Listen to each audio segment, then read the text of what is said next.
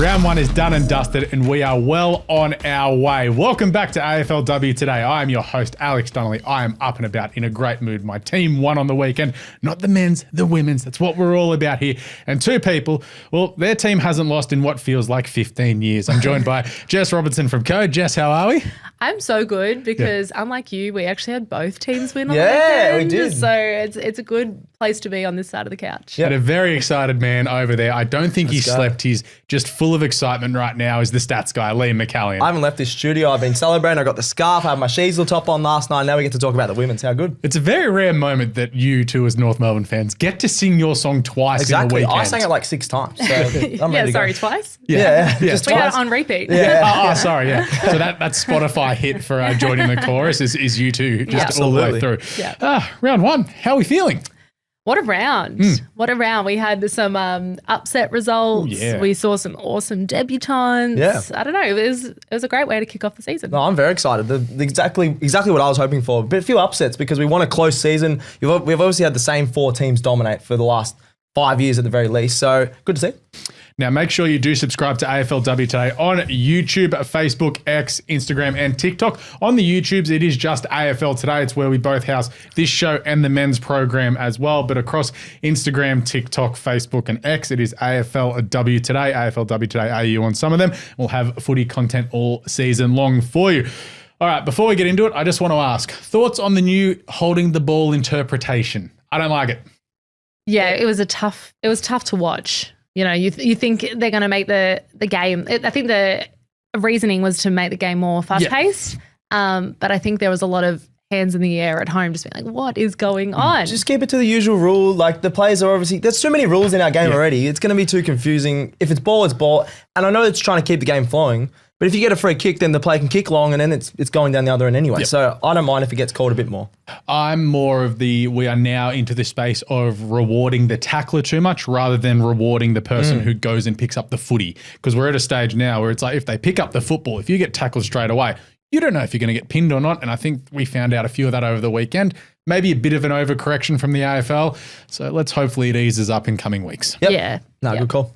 Let's get into it. Thursday night, Icon Park was the season kickoff. Carlton 6-9-45. Big winners over Collingwood at 3-3-21. Jess, this was yours. Take it away. Well, what a way to open the season. Yes. We actually got some highlights before the game even started from Ash Centra. Yes. And Stats Guy, I see you were already trying your hand. Yeah, so you can check it out on the socials, AFLW Today AU. We were trying, it's so hard. I was complaining about the carpet and things like that, but no matter what surface, I could hardly do it. It was actually really hard. The bounce through the legs, she's pretty cool. Just say it, Ash Centra has more skill than you. Yeah, and aura, just everything. So she knows what she's doing. Long sleeves. Yeah, the long sleeves, I loved it.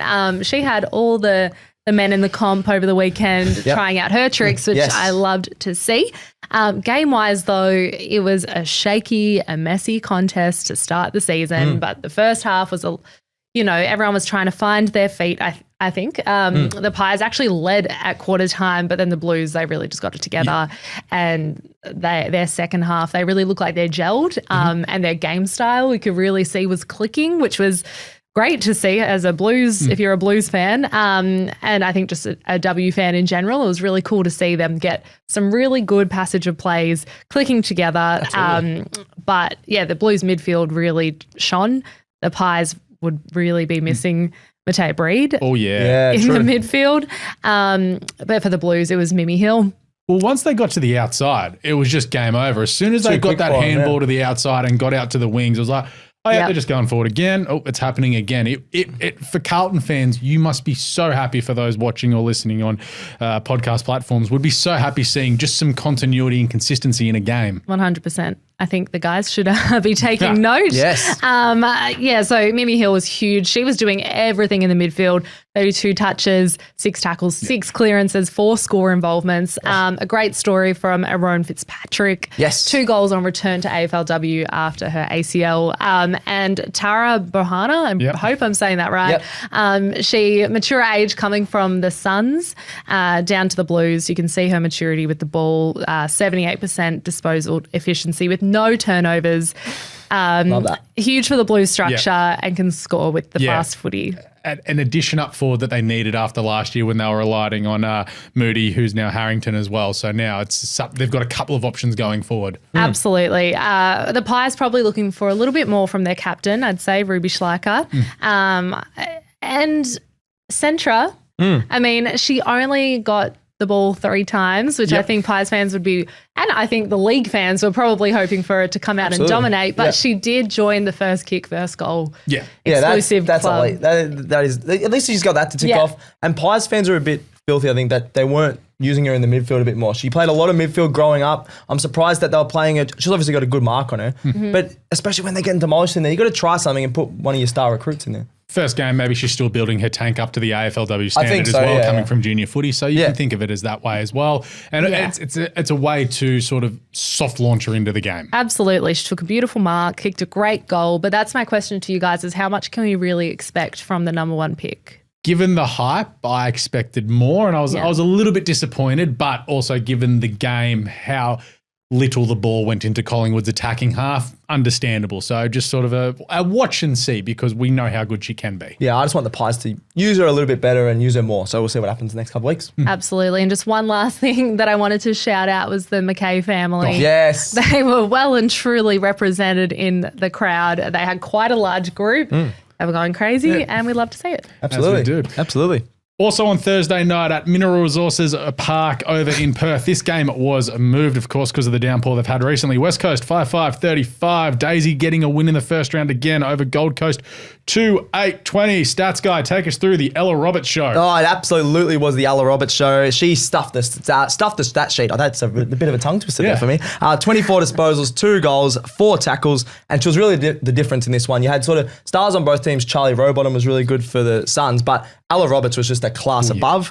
Alex, you did mention this before the season started, and I wasn't sure if I was on board. Can she win the League BNF? That's what I want to ask. All I know is after this weekend, 3 votes. Yes. E. Roberts. Yeah, she's off to a good start. What do you reckon, Jess? She'd be right up there? I think she'll be up there. I think consistency will be key. So if she keeps up a performance like that, then 100%. Absolutely. She was cleansing the internet on Thursday night, Ella Roberts. So it was just like everyone, like Western Australians, people watching the game, like, Ella Roberts could be the best West Coast Eagle currently. Yeah. Across both programs. I'm definitely for that one. I agree. That's absolutely true. You think she's been in the league for years. She's still only 20 years old, so I don't even know if we've seen her best. Maybe next week she'll get 35 disposals and 2 goals. So that's what we want to see. On the Eagles youth as well, you got Lucia Painter, who I believe Jess in one of the graphics talked up. I think Alex talked her up in the preseason as well. She got 3 goals, not just 3 goals. She just blew up the third quarter. All 3 of her goals were in the third quarter, 3 straight goals then, and just broke the game open. It was pretty close. The Suns got it to within 3 points at one point, and then she just goes bang, bang, bang. And what a debut for Painter. That's just absolutely what you want to see. You can check out the graphics as well. We've chucked up a lot of season predictions that so far, some of them have been a bit wayward, but we'll see how we go on the socials as well. Even with the young side, I thought the Eagles looked stronger defensively. I think a big part of Daisy's coaching last year was just them holding back in defense and trying to slingshot out of that, and it looked really good. A lot of good skills coming out of defense as well. Yes. Hitting up a lot of marks. And mainly from their skipper, Emma Swanson. She looks really good off the half back line. For the Suns, 2 goals, 8. So I tipped the Suns and I was filthy. They kept missing a few chances. They weren't really hitting up the targets as well as I wanted, and they got it to within 3 points, as I mentioned before, but still a lot to look forward to. You got Rowbottom still killing it, 25 disposals, 4 clearances, and the unicorn that they were calling her, Havana Harris.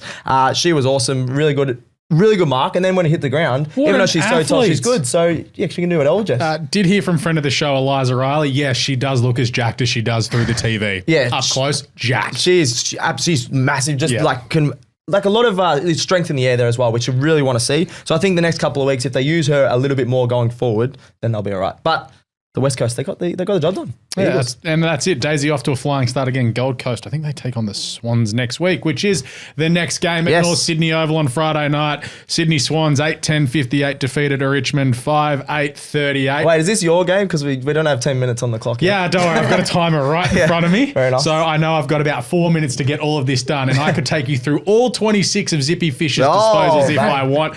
On debut, Zippy by name and Zippy by nature. Oh, there we go. Yeah, brilliant. It fits her well.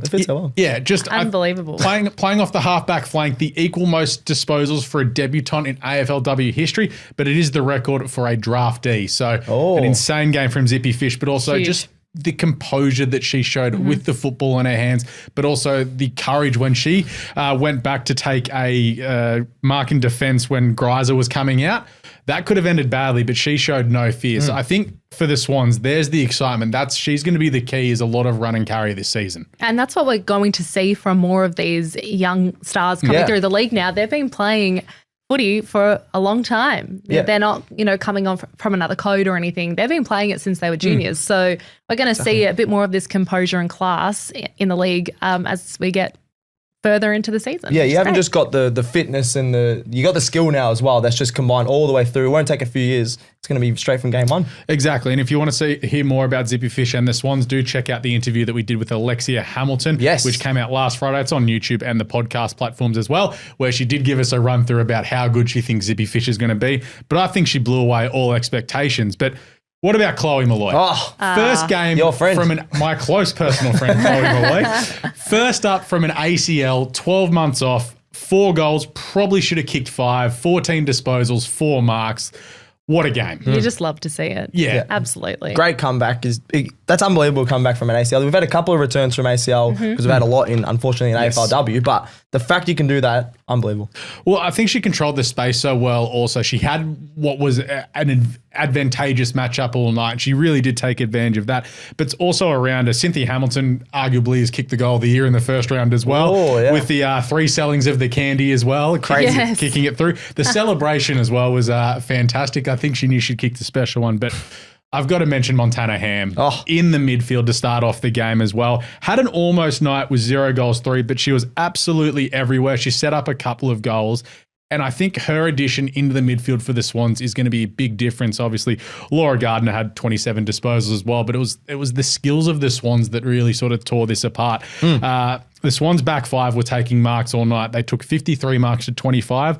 All but 2 Swans players took a mark on Friday night. That's a good sign, yeah. It is. And it's for you look at Richmond, like Monconti was fantastic, had the footy on a string all night. And other than Ellie McKenzie, who love watching Ellie McKenzie kick a football, 20 disposals, 8 clearances. No one really supported those 2 throughout the game. I know Beck Miller, shout out to my old principal, Greg Miller, his daughter. Oh, there we go. Wonga connections everywhere. There's a Wonga connection in every AFLW team. Shout out the Mildos, Ali Morfitt's mum, also from Wonga. Exactly. But yeah, she rolled forward, kicked the first 2 goals of her career on Friday night, Beck Miller. Yeah. Usually a fullback rolls forward. It's like, this job's easy. Maybe she could do that every week. Exactly. In terms of the Tigers, you said about McKenzie and Monconti, I think Jess and I had them as one of the sliders, I believe. And I think that's because you take out Eilish Sheeran. Yeah. I don't know if the depth is there. We will see in the next couple of weeks. Maybe the Swans have more depth than maybe I gave them credit for. But yeah. This is exactly what we said in the preview. Like, how much can the Tigers be relying on Monconti? Yeah. And shout out to Greiser. 2 big goals, a couple of big marks all night. Like, you can tell she's been working with Fev. Exactly right. Yep. Let's move on. Saturday at Goomba, GMHBA, Geelong 3-3-21. Well beaten in the end, but the scoreline doesn't tell the story for mine. North Melbourne 8-3-51. North Melbourne win what feels like their 20th game without a loss, something ridiculous. Yeah, around that, yeah. Well, let's go. North's W flag defence off to a great start. If it's not Garner, it's Sheasel. It was a great weekend all round to be a North fan. Absolutely. But no, the North and Cats kind of contest was very even in the first quarter, and I thought, here we go, the Cats are going to bring it to them. We did say in last week's episode that if the team was going to come knock North off, it might be the Cats. They drew last year, so I thought they had a sneaky chance, but apparently 3/4 time you thought it was on too. Yeah, absolutely. Jasmine Garner kicked it off strong. First goal of the game, first goal of the season. She's done that so many times. She's new captain. First ever goal in the dub. Yeah. So she was just brilliant, 25 touches and that goal. So she was everywhere, really leading from the front, playing a skipper's game. I loved watching North's handball game. They smashed the handball stats, but really good passage of plays going through the hands. Going forward, we've spoken about their height, but Kate Shearlaw, she can just take a grab. Absolutely. I had those hops. Yeah. Well, she doesn't even need to get up that high. Her arms just she's just a very long human. Yeah. A couple of goals for her. Just talking about the Cats, though, Georgie Prasparkas, we knew she was going to be good. 23 touches. She has 7 clearances, so really strong in the midfield. And Michaela Bowen as well, 27 and 8 tackles. So they were really fighting hard for the Cats. The Cats were dampened a little bit early. They had an early injury. Kate Darby came off with a calf injury late in the game. Jackie Parry came off, so that definitely made it a little bit harder for them to get it together. But North's final term of 5 goals really sealed the deal. Yeah, I was a bit worried in the third quarter because it was goalless, and then I was like, because they locked down really well, Geelong, and then North just went bang, just in the last quarter, just tore them up. Yeah, they really turned it on. That's that next level that North have, which is scary for the rest of the competition. Like, we'll talk about other results later, but this is that next level that when they get tested, they go, no. Yep. Off they go, game over. Yep. Absolutely. Yeah. Really great performances from, Riddell and a bunch of them. You could really just name any one of them. Yeah, Stats guy was very happy with one of the new Irish. Yes, Blythen Bogue, who hadn't played before on debut, 2 goals. The energy and pressure that she brought was really good. And then a player that we've known for many years, Libby Birch. I just wanted to give a shout out to her because she's the only player in history to win all opening games in AFLW history. Every single season, the 10 seasons of AFLW, she's won the opening game. So just what a put it in the bag. Put it in the bag. Libby Birch rules. I will never hear a bad word about her. Yeah, she can't do anything wrong in AFLW. Can do no wrong. No. Of course, the Roos win takes them to 7-0 record over the Cats in AFLW. Oh, that's awesome. The Cats, I saw a few Cats into Kennett curse. Yeah. Somehow get that into North. Also, love North Melbourne's kit. Yeah, it looked really great. good. The old RV looked really cool. Yeah, with Talia Randall in the long sleeves. It looked clean. It did. Liked it. It really did. I do want to ask you guys though, where do we place the Cats after this? Is this like just what is the saying that I'm trying to say? Just like brushing off the dust from an off season? Rustiness, maybe. I think North are just a class above. Losing to North by 5 goals is not a bad result. Yeah. No, I think so too. And the score, I think they concentrated a bit too much on defense rather than the offense. So if they play a bit more attacking next time, I think they can get a bit closer. We'll see how that goes. They've got a couple of winnable games coming up. Also, Saturday evening, Monica Oval, GWS 3-11-29, destroyed by the Baby Bombers 13-7-85. Highest score in Essendon Bombers history. Yes, it was. What a win for the Bombers. It's Essendon's first win as a club in 85 days, so take that men's team. That's the women's team is showing them how it's done. Just bring the girls in, they'll get it done. They get one game and they just get a win, so the men's team need to step up their game. I know there's lots of injuries over there, but come on, get a win. Rising stars galore. Ouch. Yeah, so I just don't like Essendon men's team. They've got like 20 injuries. I know, I'm probably being a little bit harsh there. We can clip that up. The Rising stars galore, as Alex mentioned, the Baby Bombers. The strong new era for the Bombers, which is, I think, what fans are very excited for. You got Holly Ridewood, I believe, was pick 9 last year. She had 2 goals, 15 disposals. Looked absolutely awesome. Her second goal was a bit lucky, just bounced sideways. I don't know if people saw that, but that went straight through the middle. Surely she gets a nickname called Hollywood. Bang, there we go. There we go. I like that. And she was playing like a superstar, so I don't mind Hollywood. That's very good. And you got, Ridewood and Bonnie Too Good in the forward line. There's just some just the goods. Yeah, the goods. The 2 goods. Yeah, something like that. That works. The 2 goods. There we go. Just got it. Yeah, but I sort of got it. She sparked the 5-goal lead in the second quarter, and 2 goals from Maggie McLaughlin. That Alex really loved that goal from the boundary. She had just literally tucked on the boundary about 45 out and just the right to left movement. My God, I know Cynthia Hamilton kicked like an amazing goal, but for pure skill, that was goal of the week. I think that could have been goal of the week as well. The pressure was elite from the Dons. 9 of their 13 goals came from forward half intercepts, so they were cleaning up the footy. I know the Giants had a few turnovers, but really good marking and intercepting from the Bombers. And it could have been, I think this is one of the best and possibly underrated duos. We talked them up a little bit last year, but Prasparkas and Nanscorn are really, really fun to watch. 51 disposals, 28 contested possessions and a goal between them. Maddie Prasparkas did do the heavy lifting there, but Nanscorn is really, really good to watch as well. So really good duo there.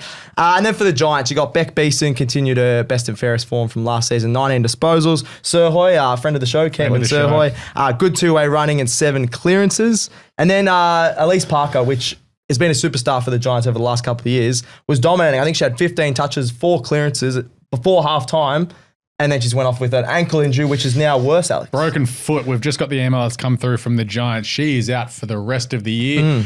Booked in for some surgery there because it's a 12-week injury. Unfortunately, that is the season. But GWS can't take a trick. I know, they can't take a trick at all. And then I really love Zali Goldsworthy. I think she's going to have another awesome year. But it was very uncharacteristic from her. She missed a few easy goals. So I'm hoping that was just an off game. And then next week, because they really need her to kick at least 2 goals a game for them to stay in this one. So yeah, we'll see how we go there. The question I want to ask you guys is, can the Bombers be a sneaky strong side with this scoring power? Are they a finals side again, or we're not sure about them yet? I'm not getting carried away with the team who's beaten up on GWS because I don't think GWS are much good, unfortunately. Yeah. I just think you score on 85 points. We'll see. GWS also scored about 70 odd points in round 1 last year against the Dogs. Yes, that's true. Yeah. I'm not getting 1 week. I'm not getting carried away with the team I have low expectations on. Okay. What about you, Jess? I was going to mirror that exact testament. We judge them on their opposition, unfortunately. Let's see how they go next week against West Coast because they did get knocked off by the Eagles last year over in Perth. So that's a big game this weekend. Especially the results. It's actually so hard to read the league at the moment. There we go. Yep. Saturday night at Whitten Oval, the Western Bulldogs, oh boy, 1-8-14. Percentage boosters all round. I know. Yeah, Melbourne, a 9-8-62. Their percentage is in the 400s after round 1. That's crazy. It's crazy. This was the Hanks and Purcell show, 62 touches and 3 goals between them. They were just running all over the place. And I was just sort of watching this game pretty closely, and Kate Hoare started the game forward, kicked 2 goals, but in the first half, it was a tightly contested game, and then she just went into the midfield, and it was just like, the Ds have just got a bit too much class. I don't know if that's a set move from the coaching staff there. Just set her up forward, and it's like, we need an injection. And when it's Kate Hoare, of course, it's going to be one of the best injections you can get in footy. It's a handy move. Yeah, absolutely. It's just, I thought the Dogs, whenever they had the footy and the opportunity to go forward, they were really rushed, and their delivery overall to their forward line was quite poor because they never really gave them a chance. It was either kicks falling short or going wayward or over the top. It didn't give them a chance. And one goal paints a bad picture. It's not as bad as what it looked. Mm-hmm. Like, they had plenty of opportunities to kick some goals, but I just think it was a similar story last year. Just a bit of composure going forward was what hurt them. No, I agree, Alex, 100%. The composure going forward was a little bit of a worry, and I think they need to score more than 1 goal. There were a lot of fans there trying to hype it up and things like that. The food was the best thing there, though. I think the food was the best thing there. I heard the chips were really good. You used to do the chip reviews. Best hot chips in the AFLW. Are you doing chip reviews on AFLW today? Chip reviews are coming back. Okay. I didn't get to a game over the weekend, but when I get to some games, they will be back. Beautiful. And then they're sponsored by Pancake Parlour. Some of their events, there's a pancake bar, I've heard, and they've got some pancakes there. So get down to Whitten Oval, at the very least, to have some food. Do need to shout out Jazz Smith. I think that was the best game of her career. Had 21 touches. We loved Elaine Grigg last year. Loved her work ethic again. Laid 8 tackles. Mm-hmm. And Ellie Blackburn did blow some rust off there. First up from that broken foot. Had 17 touches. Taylor Harris can't take a trick. She looked in such good form. Took a great grab in the second quarter. And then got poked herself in the eye, unfortunately. Just one of those innocuous in a contest. Bang. Had to go to hospital. So we don't know how she's going. But geez, if she can stay on the field, the D's are going to be dangerous going forward. And I forgot to mention Bannon's goal as well. Attacked the footy stats guy. Yes, that's what you wanted to see. That's what we want. Yes, absolutely. Sunday, Brighton Homes Arena, Brisbane. My God, Brisbane, 3-11-29, kicked themselves out of the game. Defeated by Hawthorn, 4-9-33. I had an ick about the Lions in the off-season. God, I feel vindicated right now, Jess. You do. Well, guys, this was the opportunity for the draw of the round. I know, you called a draw almost. It was so close, but it wasn't to be. The Hawks, well, they've positioned themselves as a serious contender. Absolutely. They hung on in a really tight battle at the end. They say you have to learn how to win, and they knew how to win in the tight battle. So love to see it. It was a high intensity match. The tackle count was very equal. It was up in the 50s for both teams. Physical. It was. I was watching them. I was like, ooh, but looks tough. But yes, it was a very equal first half. You could sense that the Hawks getting the game on their term towards the end of the second quarter. So going into halftime, they definitely carried that momentum and they took that spice into the second half for sure. The Hawks, they started the game inaccurate. It should have been 3 goals in front after 5 minutes. Absolutely. But then the Lions probably should have won that match because they left a lot out. Yeah, you got 3 goals, 11, 4 goals. There could have been a few more goals, but they made it into very intense. But it was very funny. The first inside 50 the Lions had, Smith kicks a goal. It's like, of course they do.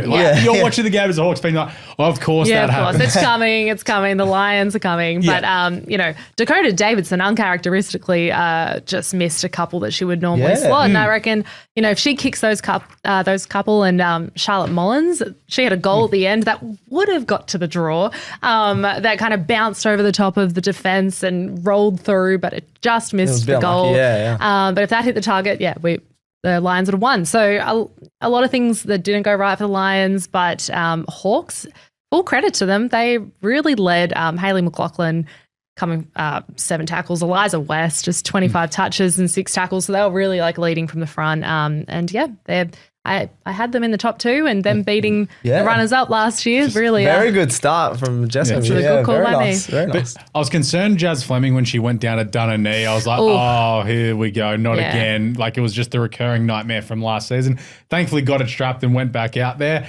But their delivery to their forward line was superb all day. Like they were hitting up leads. McDonough was kicking a few. You can see that Daniel Webster has really got to work once again in the offseason. I know they shot up the ladder last year, but they've come back better. And I know they had that hunger after losing the qualifying final last year. So it puts them in a really good space. They looked great. What do we think about Brisbane? Is it like, oh, well, that's the 3rd year in a row they've lost in round 1. They can bounce back. I'm going to say, the Hawks we thought would be at least top 4 to 6. Jess has had them up top 2, so they're going to be a good side. And Brisbane, they always build. They build and build and build. Yeah. And I reckon in 6 weeks we're going to be like, oh yeah, they could still win the flag. Brisbane are tough. I mean, story would be completely different if they kicked a few more goals. So. True. Yeah. And Hawthorn also, Aileen Gilroy was laid out with hamstring awareness. I'm always aware of my hamstrings, Aileen, so I know how you're feeling Alex this morning. can't get out of that couch, I reckon. Mate, I was doing some stretches this morning. It's not a good place in my hamstrings right now. Let's get to RSEA Park down in St Kilda. They're actually really happy right now because we've literally just got a text message that Naz is re-signed. I know it's not about the W stuff. Saints fans. Naz is re-signed. Yeah. They've had a great weekend. The men's won 4 in a row. They've started off their season knocking off Adelaide at 6-5-41 to the Adelaide 2-7-19. My only disappointment was I didn't see the Ferris wheel. Oh, was there no Ferris wheel? No Ferris wheel. They've got rid of the Ferris wheel and they've traded it for a win. That's all right. That's all right. A huge upset at Moorabbin. I'm calling this one of the biggest. I'm going to say it's the biggest upset in AFLW history. Wow. I have not gone through the archives, but let's just say that. The Saints, they get their first ever win against the Crows. I loved how vocal the crowd was. Everyone was up and about down at Moorabbin. And the young Saints, they ran the older Adelaide team off their legs. I think we were talking about it pre-game. They looked a little bit off the pace, the Crows. They looked underprepared, the Crows. Yeah. I think they'll be all right still, but you're not sure. I don't know. You're not sure. You guys aren't sure. Yeah, their preseason games didn't do much for me. And then just even yesterday, because I went back this morning because I wanted to sort of shore this up. So I had a look at the prelim last year where against North they were quite good. But then I went back to round 1 last year. They were much more sharper and ready to go in round 1 last year than they were this year. Maybe they're like, oh, it's St Kilda. We think we'll just roll up and get the job done because over years that's their history. So a little bit of a watch on Adelaide over the coming weeks to see how they bounce back from that because a few of the players were half a step off and we're now looking at it with some of these teams on the way up, may be able to catch the big trio. Yeah, that's exactly right. Because of that, I think it's mainly because of that with the players like Georgia Patrikios. She's come back into the side. How good to see her back. And very, very good to see. She dominated 26 disposals, 4 score involvements. And then Tiana Smith, another friend of the show, we've had her on. I think any player that we get on the show just absolutely dominates after that. So we'll keep doing that. She had 25 disposals, the game high 7 clearances, 5 tackles. Her speed on the footy. Yeah, and then she helps plus 12 clearances for the Saints, which is very surprising against the Crows. They usually dominate in that area, especially through the likes of Marinoff. Marinoff is still really solid, but these Saints players just absolutely dominated. Bazanko, she kicked her first goal. That's also another great name. Another Bazanko, great name. And 36 seconds it took for her to kick her first goal. You love to see that. McDonald had a really nice left foot check side. There's lots of highlights in this one. And Charlotte Bascarin, we called her as one of the best recruits from the Hawks. I think she just fits perfectly into this Saints side. This midfield really looked unstoppable. Also a friend of the show. We've got so many friends here. 19 disposals. We're just taking credit. Yeah, we are. We'll do it. We'll insert ourselves everywhere. Yeah, I think that was to do with us as well. 19 disposals, 4 clearances, just looked unstoppable. I just wanted to ask you guys, is this the year the Saints make their first finals appearance? I didn't have them in my finals at the start of the season, but I've got a tiny bit more belief now. I'm still going to say no. Oh, okay. Yeah. I mean, it's a youthful group, so we'll see how many great performances they can string together. Yeah. I mean, if all signs were like If they play like this every week, then then they'll sure. flag. If they play like this every week, they'll definitely play finals. But I just think, because we talked about it in the previous show, where there's teams like Fremantle, Port Adelaide, Sydney, Essendon, On the up, and Geelong all around there. cusp, yeah. Are they better than those teams? Yeah, we have to Don't see know. next couple of weeks. Jessie Wardlaw had an almost game too. Like, they're doing this without her having a big game as well. Usually they need her to kick 2 or 3 goals, but they didn't really need her that much. The Crows were strong for parts of the game. They led the inside 50s 50-29, which is a bit worrying when you can only kick 19 points from that. The league's best, Marinoff was still awesome. Video game numbers, 29 disposals, 8 tackles, 7 intercepts, 5 clearances, but not enough players joined her. I thought even in the preseason, like, oh, they've got so much depth. But the depth was not on display at all. A shining light for the Crows, though, in this loss is definitely India Rashid, their highest draft pick, 16 disposals, a goal. I thought she might be a little bit smaller and maybe not make as much impact in round 1. Power athlete. But she's really powerful and, just was better than the more experienced players. So good on her there. And then another dampener for the Crows is the Munyard injury, which... we don't know how bad it is, but it looked gross. It looked Sent like to hospital. that was a bit brutal. Was syndesmosis. It could be a season. something like that. Yeah. You're not a doctor. No, I'm Syndesmosis. not a medical doctor, Alex Donnelly, but when your foot goes like that, it's not good. That is true. Anyway, the Crows, they did, I reckon they'll be all right, but the Saints maybe underestimated them. Yeah, okay. There we go. Big bounce back to come for the Yes, Crows. absolutely. Alberton Oval for the final game of the round. Port Adelaide 3-6-24. Well handled by Fremantle 7-4-46. But Jess, you were happy to see Ange Stannard back. I'm happy to see her back. Another one of those great stories coming back from a long-term ACL injury. Kicked the first goal of the game. She looked pumped. The team all got around her. I was just super stoked for Ange. We had great stories with first goals throughout the weekend, like when you think about it. Because Chloe Malloy kicked the first goal. We had this. Obviously, first kick, first goal for a couple of players as well. So good stories coming out of the dub. How good. Yes. Kiara Bowers, first game since having another child, just... Oh, yeah, it's fine. I'll have 22 touches, an equal game high, and 14 tackles. Yeah, that's not bad. Unbelievable. Straight back into it. What a supreme athlete she is. I hadn't forgotten how good she was, but geez, it was good to see. What I enjoyed in this game was with Sinead Goody and Veria having this massive wrestle in the second quarter, right near halftime. Like the physicality. Port and Freo have only played each other once. They didn't like each other. Felt like there was a rivalry. Like there was some tense anger in that. I'm like, yes, like rivalry is what the game sort of built upon. And if they play each other in a final, you'll sort of look back on that going, here we go, this is what we want. But Hayley Miller, she had a day out kicking 3 goals. She just found herself in the right spots a few times. And that's sort of what goes into winning a lot of these games in the AFLW. It's popping up in those right spots, the dangerous spots, 15 to 20 metres out from goal, especially in some of these open grounds where there is a lot of wind and the conditions are a bit swirly. So I think things like that are always going to be helpful. Unfortunately for Port Adelaide, Amelia Borg went down with an injury. She was on crutches after the first quarter. She's so key to Port Adelaide's defence. So again, no reports on how long that's going to be. So hopefully she's all right because she's a staple down back for Port Adelaide. But the stoppage work is what I wanted to sort of take a look at it from Freo. They were too good, and that's how they found a couple of their goals, just in and around stoppage, clearance, tap down, snap over the shoulder, a couple of goals. I'm not sure if that was just a lack of work from Port around the stoppage and just a sort of not lack of knowledge, but just not knowing your positions in those times. And I thought that's where Freo took advantage of it. I thought Freo's midfield was just simply dominant on the day. They were, I expected more out of Ella Heads. Schultze popped in and out of the game. At a new club, I think she'll be all right still, But in the sort of third and fourth quarter, you thought Port were going to really work back into it. You thought they were going to get over the top, but they just couldn't get there. And Freo in the end, they've kicked a couple of late goals to win the game, what looks to be fairly easy, but I still don't think that tells the full story. Like Gemma Houghton had an almost day, had 13, 14 touches, but doesn't kick a goal, but had some good moments there. Just a couple of marks that missed, things like that. It was an almost day for Port Adelaide. And I think later in the season, because it's only 12 games, if you miss finals, it's a game like this they'll look back on. No, good call. I think Port can still build, but Freo, the experience took over there because obviously Port's a really, really young side. All right, let's take a look at the ladder. If you had Melbourne and Essendon as 1 and 2 at the end of the round, I think everyone owes you a beer because no one had that in their tipping books. No, I really rate Melbourne, but Essendon just kicking 85 points. I don't think anyone had 400%. No, that's crazy. On their bingo cards. If they can keep that up, that'd be nice. Yeah, of course, North Melbourne are there in at third, but then you sort of look, both WA teams in the top 8, they're Very 6th nice. and 7th. Yeah. Hawthorn have won a game in their 9th. Yeah, that's crazy. Yeah. Smallest Only margin. round one. Yeah. Smallest margin. I think the biggest shock is that Geelong are 16th and Adelaide are 15th, even though they got beaten. And GWS 34%, not a good start. No, they'll need to Second build on that last, one. but Probably not. percentage will just ebb and flow throughout the year with some big results and some close results as well. But let's get into the tipping results.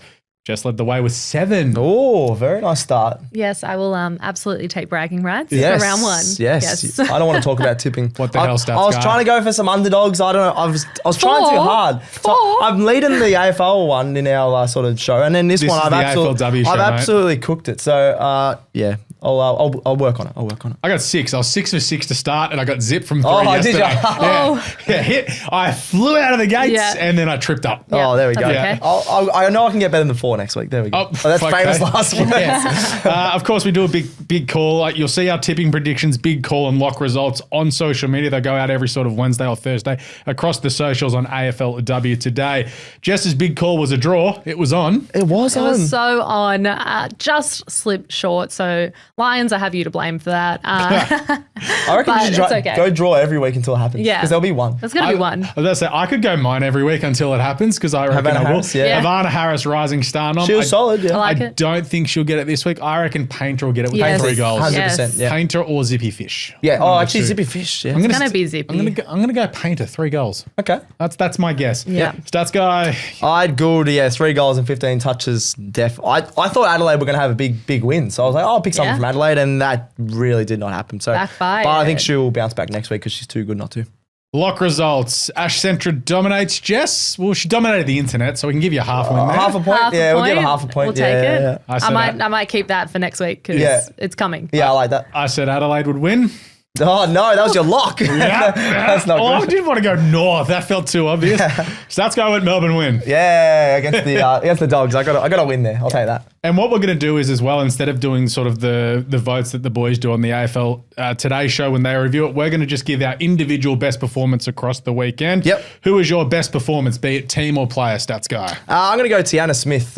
When you're getting game high 7 clearances, when you're directly playing on one of the best players ever, Ebony Marinoff, you have to be my best player because I think I love watching Marinoff. And Tiana Smith was keeping up with her, so good on her. She had 25 touches as well, so she's my best on. Jess. I had Lucia Painter. Yep. Yes, considering where the team is at Yes. and on debut, she really just rose to the occasion. 3 goals and a quarter. Loved it. I also had Chloe Malloy there just in a close second. Yeah, I like that. 4 goals back from an ACL. How Yeah, good? not bad. Exactly. No guesses what mine is. Zippy Fish. Zippy Fish on 26 debut, disposals on debut, but it was more the run out of the back pocket when she took a kick in, looking towards the boundary line and then hooking it back into Montana Ham. Oh, that was the best kick I saw this weekend. Very nice. That will do us today for AFLW Today. Of course, we'll be back every Monday wrapping up all the results all the way through the season. If you did enjoy today's episode, make sure you subscribe to AFL Today on YouTube. Make sure you hit that subscribe button and the notifications bell so any video we will do will come up on your feed, as well as what the boys are up to on AFL Today as we're about to hit the final series. As well, follow us on X, Facebook, Instagram and TikTok for more footy content all season long. AFLW Today and AFLW Today AU. Yes. Make sure you do subscribe, star and like all of our shows on your podcast app. Of course, the AFL Today Show. Cricket Today, hold all tickets out the gate. Honest Beers Footy Form Guide and True Bloods for all your Sydney Swans content. I am filming the AFLW version of True Bloods this afternoon. A lot better than the men's one this week, I think. Had a win there. It'll be a bit more positive with myself and Polly. But of course, thanks to Jess. Thank you very much. Thank you, Stats Guy. Thank you. Go North. Of course, producer Brody behind the camera. Also, Gerald and Alessi for helping out with the graphics. But we will catch you next week on AFLW Today.